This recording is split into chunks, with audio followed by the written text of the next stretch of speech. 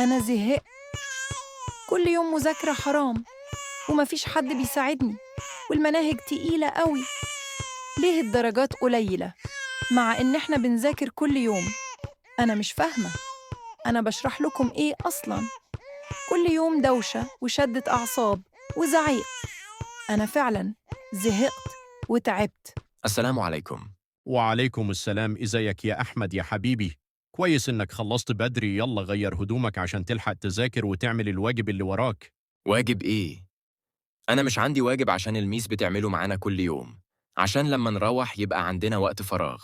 طيب كويس يا أحمد إنك فاضي. إيه رأيك تدخل تغير هدومك ونخرج نتفسح؟ ماشي يا بابا، فكرة حلوة قوي. أهلاً، إزيك يا حبيبتي؟ الحمد لله. انتي عاملة ايه؟ شكلك متضايقة. والله يا حبيبتي تعبانة مع الأولاد في المذاكرة، واليوم بيضيع في المذاكرة، ومش بنلحق نعمل أي حاجة تاني.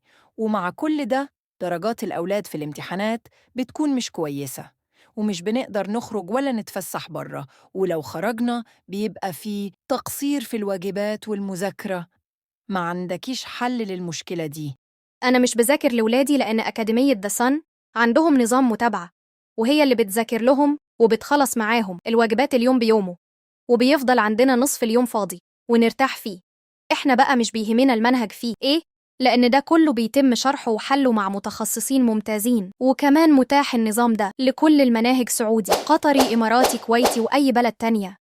وعندهم نظام دراسة لكل الأعمار والمراحل، حتى الجامعة والموظفات والموظفين.